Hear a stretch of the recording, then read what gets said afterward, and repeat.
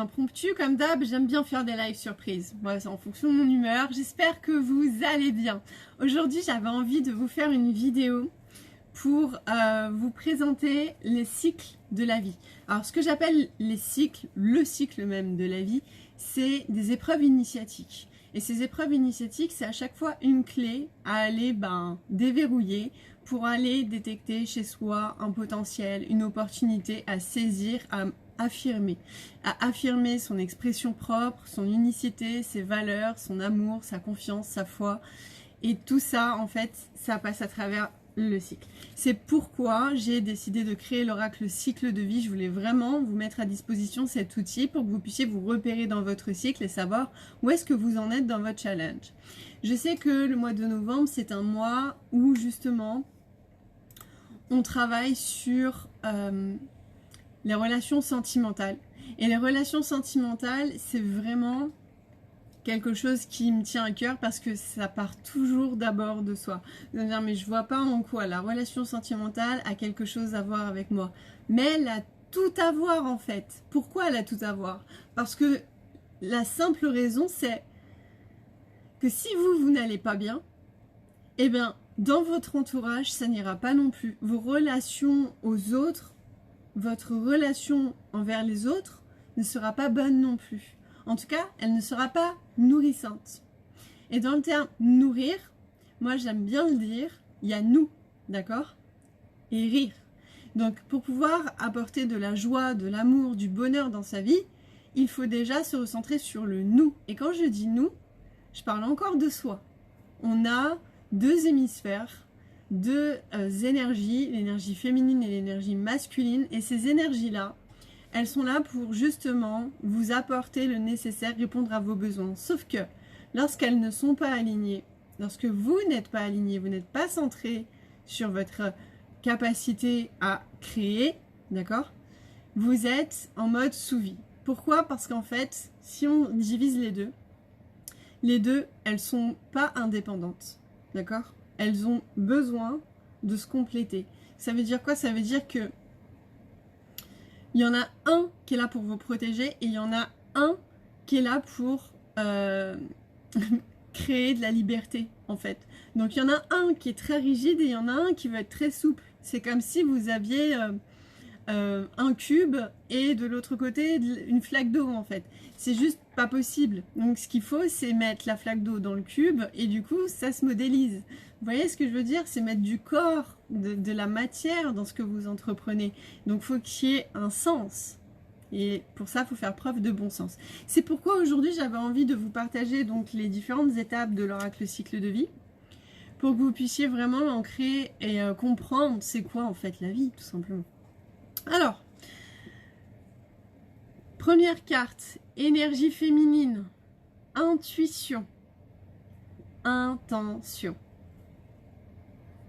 Deuxième carte, énergie masculine, attention, donc focus, problème, ok, là où vous portez votre attention. C'est aussi l'instinct. Je vous l'ai dit, énergie féminine, liberté, donc inspire à la liberté. Énergie masculine, inspire à la protection. Il vous faut les deux pour créer un projet, pour concevoir un enfant, il faut un homme et une femme. D'accord?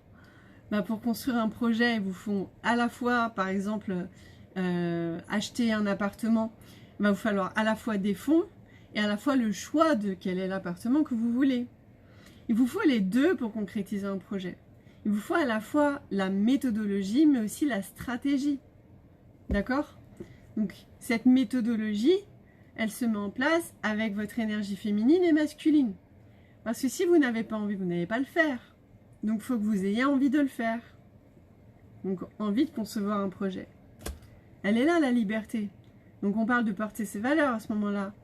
Coucou Domi la douce. Coucou. Je suis en train de faire une vidéo sur les épreuves initiatiques. Alors, on arrive à la troisième étape. Ok, énergie féminine, énergie masculine. Maintenant que je sais qu'il me faut les deux, c'est quoi ça? C'est le triptyque. Corps, âme, esprit. Ok? Et Ça a tout à voir avec votre capacité à créer. Pourquoi? Parce qu'en fait, ça, c'est votre pouvoir. D'accord? Si ça, c'est votre pouvoir, qu'est-ce qui fait que vous pouvez ou non y accéder? Bah, c'est votre communication entre ces deux pôles. Coucou Mimi. Live. Allez. C'est votre communication entre ces deux pôles. Et cette communication, elle se fait d'abord et avant tout avec vous-même. D'accord? Et quand ça va pas avec vous-même, bah, qu'est-ce qui se passe? Eh bien, un parent a son enfant, un élève avec son enseignant, un salarié avec son employeur, bah, la communication, elle va pas forcément bien se passer. Et là où vous croyez que vous êtes, entre guillemets, peut-être persécuté par l'un ou l'autre, en réalité, c'est qu'il y a une forme d'expression que vous ne captez pas, que vous n'avez pas encore traduite et cherché à interpréter. C'est pour ça qu'à ce moment-là, cette carte-là, c'est vraiment se rappeler en fait. Se rappeler en fait pourquoi je fais ce que je fais aujourd'hui. Quelle est la partie de moi que je ne veux pas écouter, que je ne veux pas entendre. Et du coup, c'est soit votre énergie féminine, soit votre énergie masculine. Quand vous arrivez à communiquer avec ces deux énergies, en général, vous êtes sociable. Et on le voit très bien, hein, les personnes qui sont dans une énergie prédominante yang sont très sociables. Elles ont des amis, elles ont des connaissances, elles sont fortes en affaires, elles ont pas de peine à créer de l'argent, etc. Mais parce que ces personnes-là, elles font ce qu'elles veulent, mais elles savent comment faire pour obtenir ce qu'elles veulent. Donc elles sont indépendantes. Et interdépendantes même, j'ai envie de dire. C'est le 3e niveau. Coucou Sylvie! Et du coup, comprenez que votre relation vous-même, si elle est fluide entre votre énergie féminine et masculine, eh bien votre relation avec les autres, elle est automatiquement fluide. En gros, bah, je ne peux pas le dire plus simplement, si vous allez bien, les autres aussi. Alors qu'est-ce qui fait que vous n'ayez pas forcément envie d'aller vers les autres? C'est ni plus ni moins que le jugement et la peur de ne pas être assez.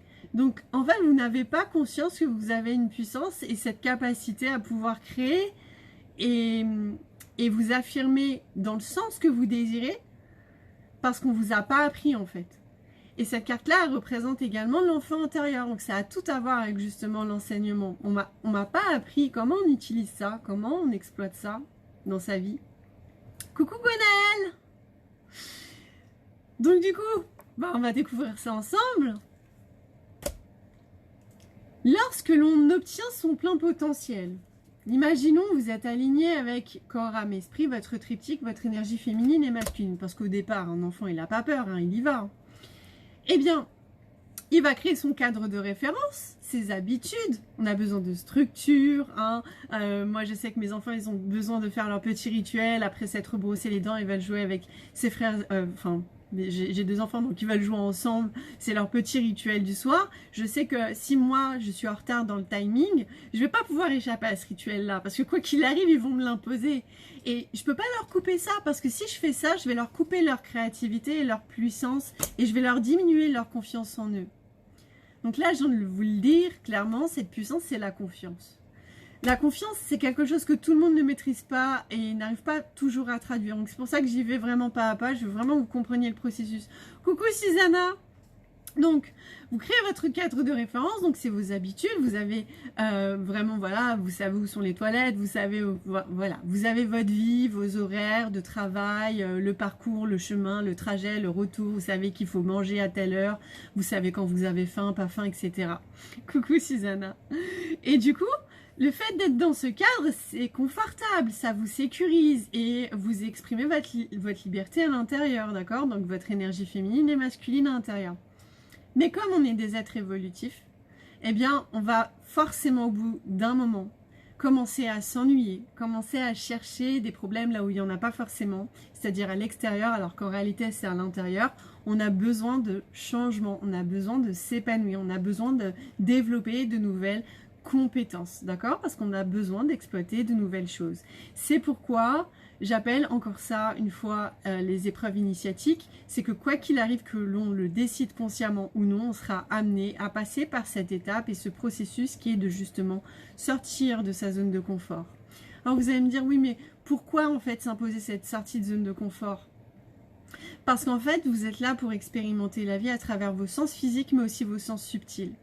À savoir que vos sens subtils vous permettent de créer votre réalité et que vos sens subtils vous permettent de confirmer si la réalité que vous êtes en train d'ancrer vous convient en fait, fait partie de ce que vous voulez expérimenter dans votre vie. Merci pour les cœurs. Et du coup, ce cadre de référence, certes, il est tellement sécurisant qu'on a envie d'y rester, on s'y est accroché, on y est même peut-être devenu dépendant parce qu'on a oublié. On a oublié qu'on était confiant et qu'on avait la capacité de créer ce que l'on désire si on sait comment on fonctionne. Et ça, on ne nous apprend pas vraiment à utiliser nos extrasens, à utiliser ce que j'appelle les extrasens, c'est nos sens physiques, mais sur le plan subtil, c'est-à-dire qu'ils ne peuvent pas se voir à l'œil nu. Bon, clairement, si je tire la gueule, vous allez le voir, mais si vous me demandez, est-ce que Katia, tu vas bien aujourd'hui? Je vais te dire, non, ça va pas trop bien, et pourtant, je peux te sortir un gros smile comme ça. Non, ça va pas. Tu vois, c'est ça le truc, c'est que si on décide de porter des masques, si on décide de camoufler cette vérité, en fait, qui est là, parce que on nous fait croire que c'est pas normal de ressentir ces émotions-là, que c'est pas normal de l'exprimer.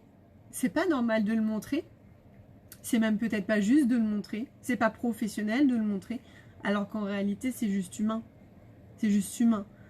Et on veut tellement être focus sur les résultats, la conséquence, la matière, le matériel, qu'on en oublie qu'en fait on est des êtres qui sommes là pour expérimenter nos sens, d'accord?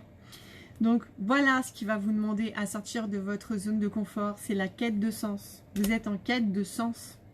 C'est ça ma vie, mais je sens au fond de moi que je peux faire plus.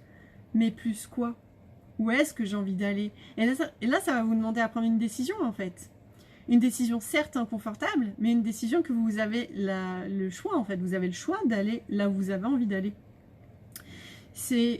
Est-ce que vous vous êtes déjà posé cette question? Si j'étais capable de faire autre chose, qu'est-ce que je pourrais faire? Qu'est-ce que j'aimerais faire? Pourquoi est-ce que j'aimerais être payée? Qui pourrait me permettre d'être encore plus moi à cet instant présent. Parce qu'à ce moment-là, vous n'êtes plus cette personne-là. Vous n'avez plus envie. Et ça, il faut vous l'admettre. Et ça peut faire mal. C'est pour ça aussi que là, on peut vivre du stress, de la frustration, jusqu'à des burn-out, des pathologies inflammatoires, etc. Et que tout ça, ça peut être évité si on accepte en fait le processus évolutif. Le processus évolutif qui est que on est des êtres qui demandent toujours à savoir plus loin que le bout de notre nez en fait. Il faut vraiment aller chercher des informations plus loin, il faut se cultiver sans cesse. C'est pas je vais à l'école, ouais c'est ça aussi, on est trop incité à dans la vie, voilà tu vas à l'école, tu as ton diplôme, puis après tu es libre. Et on croit trop, même moi la première, je croyais trop qu'après mon bac on allait me laisser tranquille. Bon en tout cas c'est ce qui était sûr, c'est que mes parents me laissaient tranquille si j'avais au moins le bac. Du coup j'ai été au moins jusqu'au bac. Et moi, l'école, c'était pas mon truc du tout. J'avais pas du tout envie d'être à l'école. Pour moi, c'était une perte de temps. J'apprenais des trucs par cœur, je cherchais pas le sens. On disait, t'as fait tes devoirs? Oui. Mais c'est quoi apprendre? Apprendre sans avoir de sens à apprendre. Pour moi, ça n'a pas de sens. Donc, du coup, je vais me forcer. Et plus je vais me forcer, moins je vais retenir. C'est ça qui s'est passé. Tous mes examens, je les ai eus quand j'ai décidé consciemment de les faire. Parce que j'avais envie de les faire. Et parce que ça avait un sens pour moi, parce que je comprenais, je ressentais sur le plan subtil, je fonctionne comme ça. Mon énergie prédominante, elle est féminine. Du coup, il faut qu'il y ait du sens dans ce que j'apprends. Et j'apprends dans la pratique. Voilà, concrètement, c'est en apprenant dans la pratique. Mais j'ai ancré de l'autre côté des choses que j'avais pas forcément envie de faire, que du coup, qui me demandent plus d'efforts à m'en détacher. Et elle est là la difficulté. Elle est là la difficulté. D'accord? Donc, sortir de sa zone de confort, aller chercher de nouvelles compétences, c'est s'informer ou se former. Mais quoi qu'il arrive, c'est aller chercher de nouvelles informations. J'espère que vous voyez bien, il n'y a pas beaucoup de lumière. Hein. Et du coup, une fois qu'on va chercher ces nouvelles informations, cette curiosité, cette découverte, on arrive ici. La carte 6, donc l'hexagone, c'est une carte, mais tellement puissante. J'ai toujours pas eu le temps de faire l'atelier sur celui-ci. Mais croyez-moi que quand je vais faire cet atelier-là, vous allez vite comprendre. Moi, quand une personne tire cette carte, je sais qu'elle a une décision à prendre et qu'elle n'arrive pas à la prendre. Parce qu'elle est mitigée entre ses croyances et sa liberté. Et c'est typiquement ça, vous l'avez vu, il y a un triangle pointe vers le bas et un triangle pointe vers le haut. Qu'est-ce que ça veut dire? Ça veut dire que lorsque vous êtes au centre, donc là, votre confiance, c'est moi, je décide, d'accord? Eh bien, vous devez décider si vous allez décider de croire plus vos croyances ou plus votre liberté. Et que pour ça, il va falloir prendre en compte ces 4 piliers-là que j'enseigne dans mon révélateur, ces 4 piliers-là qui sont votre système de croyance, donc votre état d'esprit, d'accord, de l'instant présent. Donc tout ce que vous avez enregistré, encodé, tout ce que l'on vous a enseigné, tout ce que vous avez appris, tout ce que vos parents vous ont transmis ou n'ont pas réussi à traverser, vous ont transmis par l'éducation, c'est automatique, au plan émotionnel, traduire vos émotions, d'accord, qui sont générées par vos pensées, vos actions, celles que vous imaginez pouvoir plus ancrer aujourd'hui, et développer la vision. Lorsque tout ça, ça va pas dans la même synergie, que c'est pas fluide, qu'il y a des résistances, des blocages au niveau de votre vision, au niveau de vos émotions, au niveau de vos actions, il y a toujours probablement un blocage qui fait que là, prendre une décision, ben, c'est difficile. Et en fait, ce qu'on a besoin à cette étape-là, c'est de la clarté d'esprit. C'est de peser le pour et le contre. Est-ce que j'ai plus d'avantages personnellement, et c'est toujours personnellement, souvent on prend des décisions en disant ça se fait pas, et là on ressent de la culpabilité, mais derrière la culpabilité se cache la version de soi qui va se mettre en joie. Donc culpabilité, vous préférez qui? Moi j'aimais bien, avant, quand j'allais faire mes ongles au gel, j'allais chez les Chinois, c'était ça.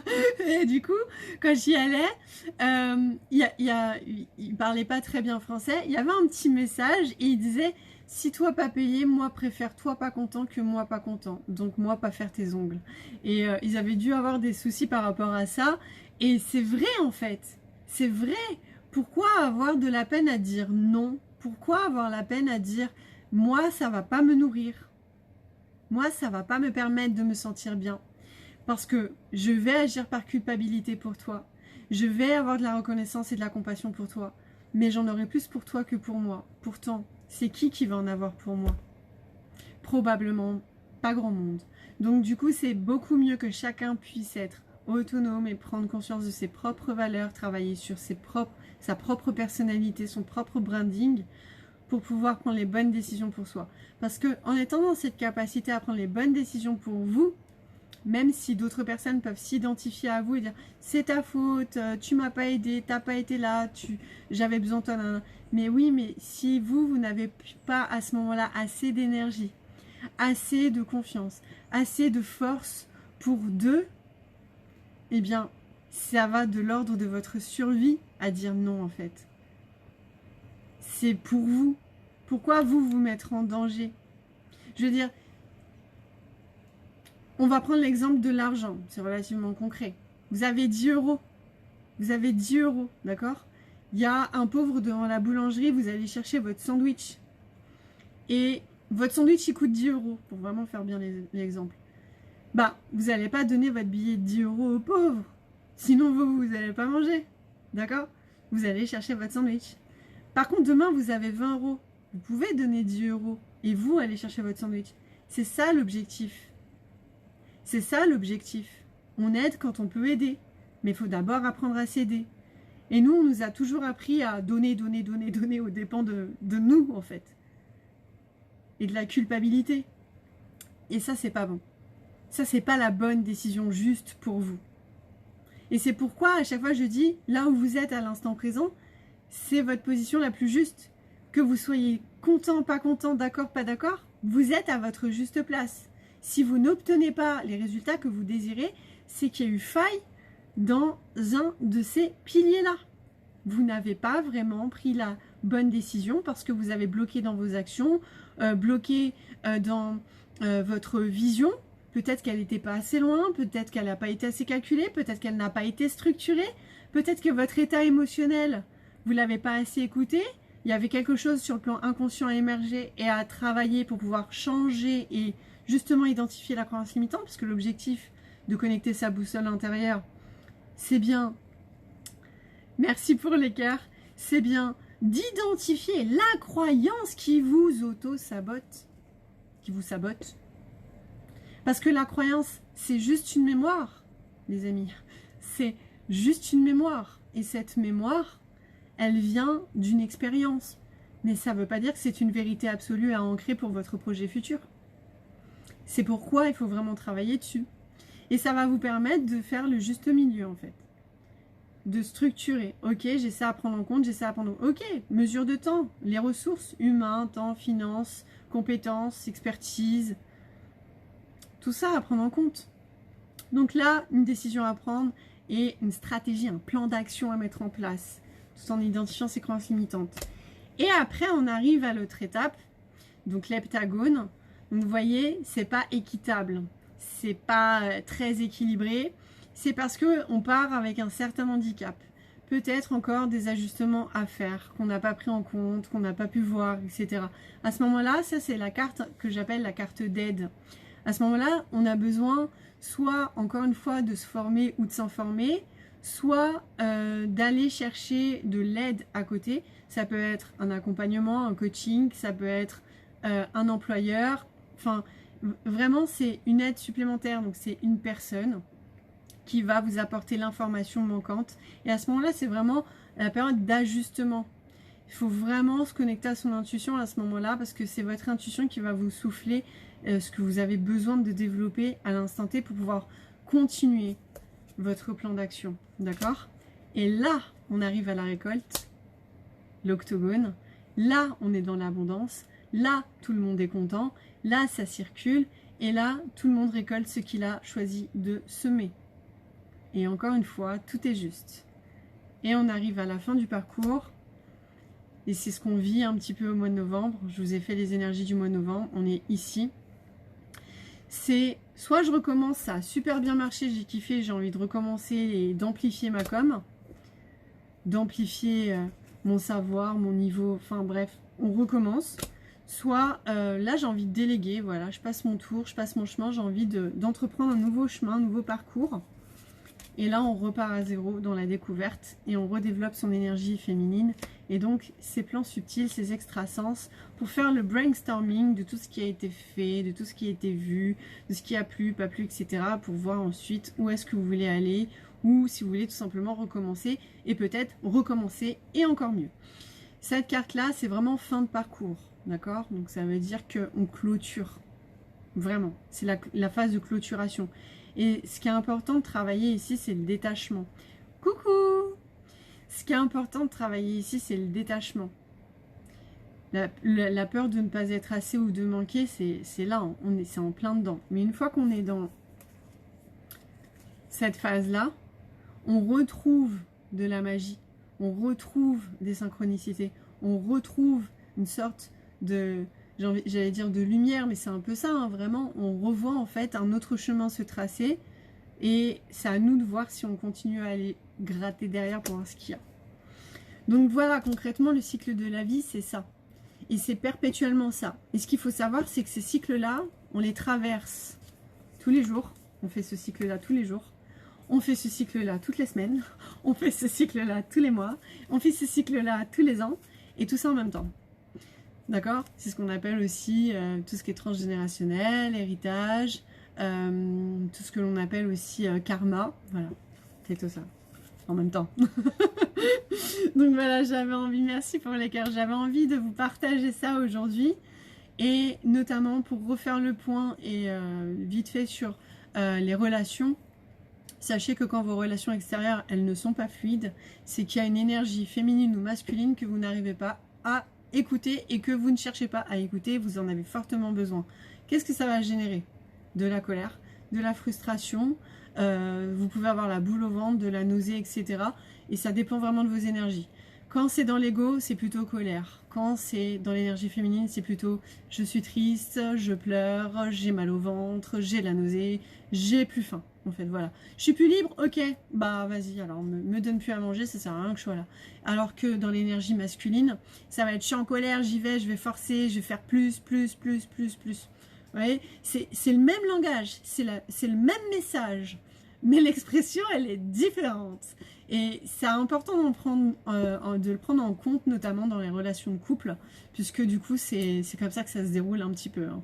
Et là où j'ai envie de dire persécuteur, persécuté, mais c'est encore une fois une prise de décision à prendre, puisque c'est à vous en fait tout simplement d'accepter d'être la personne que vous êtes et à l'autre personne d'accepter que vous êtes comme ça, d'accord? Ne pas chercher à changer l'autre, vous n'êtes pas là pour ça, c'est pas votre rôle, c'est encore moins le rôle de l'autre de vous changer, c'est de vous accepter comme vous êtes et c'est de vous écouter l'un l'autre, c'est d'accueillir plutôt que de se rejeter. Ouais, je te rejette mon yang et moi je te rejette mon yin, ok, d'accord, on en fait quoi? Ça sert à rien, c'est pas productif, on perd du temps, on perd de l'énergie. Et pourquoi en fait? Puisqu'à la base vous voulez la même chose, mais il faut accueillir le langage de chacun. Il faut accueillir et dire ok, je comprends, je conçois, d'accord. Bon, alors comment on fait? C'est tout. Comment on fait? On s'écoute, on s'accorde du temps, on s'organise. Il faut accueillir, il faut arrêter de rejeter, d'accord? Blessure du rejet. Hein, quand on rejette, après on fait quoi? On fuit. C'est pas le but. Coucou.